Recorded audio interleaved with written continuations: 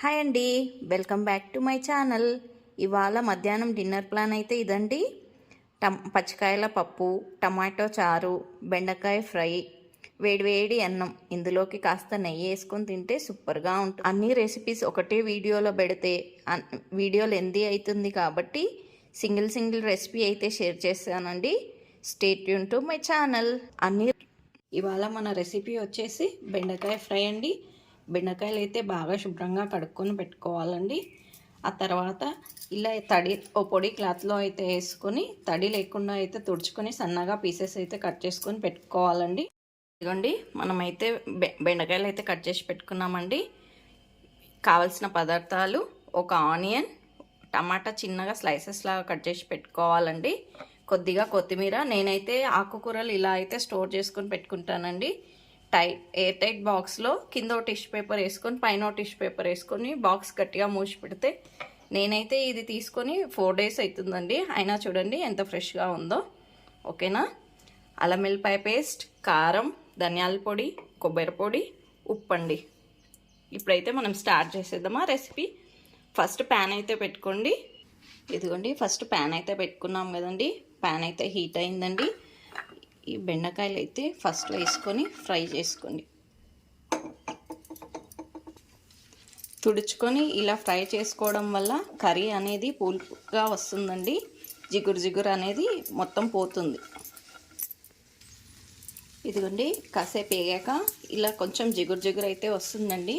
అలాగే ఇంకా కాసేపు వేయించితే పూలుగా విడివిడిగా ఉంటాయండి. జిగురంతా పోయి మంచిగా కర్రీ అయితే మంచిగా తయారవుతుంది. ఇదిగోండి, ఇప్పుడైతే జిగురంతా పోయింది కదండి. ఇవి ఒకసారి పక్కకైతే తీసుకున్నాం కదండి. ఇప్పుడు ప్యాన్లో మనం 1/2 kg బెండకాయలు తీసుకున్నాం కాబట్టి 2 tablespoon ఆయిల్ అయితే వేయాలండి. ఇదిగోండి, ఆయిల్ అయితే హీట్ అయింది కదండి. ఇప్పుడు ఆనియన్స్ అయితే వేసేసుకుందాం. ఇదిగోండి, ఆనియన్స్ అయితే ఫ్రై అయ్యాయి కదండి. ఇప్పుడైతే అల్లం వెల్లిపాయ పేస్ట్ అయితే వేసుకుందాం. ఇంకా పసుపు. అల్లం వెల్లిపాయ పేస్ట్ పచ్చివాసన పోయే వరకు ఫ్రై చేసుకోవాలండి. ఇదిగోండి, ఇప్పుడైతే ఇది ఫ్రై అయింది కదండి. ఇందులోకి మనం బెండకాయలు అయితే వేసుకుందాం.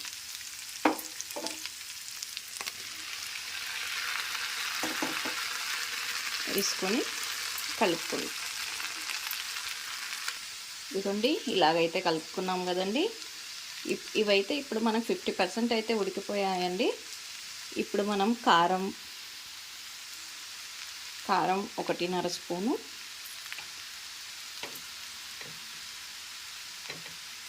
అలాగే ధనియాల పొడి, ఉప్పు అయితే వేసుకొని కలుపుకోవాలండి. ఇదిగోండి, అన్నీ ఇలాగైతే కలుపుకున్నాం కదండి. ఇప్పుడైతే టమాటో వేసుకుందాం. అలాగే కొబ్బరి పొడి కూడా వేసేసుకోండి. ఇలాగైతే కలుపుకొని టమాటా మగ్గే వరకు కాస్త మూత అయితే పెట్టి సిమ్లో పెట్టండి. ఇదిగోండి, టమాటా కూడా మగ్గిపోయింది కదండి. ఎక్కడా జిగురు లేకుండా మన బెండకాయ ఫ్రై అయితే రెడీ అండి. ఫైనల్గా కొద్దిగా కొత్తిమీర వేసుకొని స్టవ్ ఆఫ్ చేసుకోండి.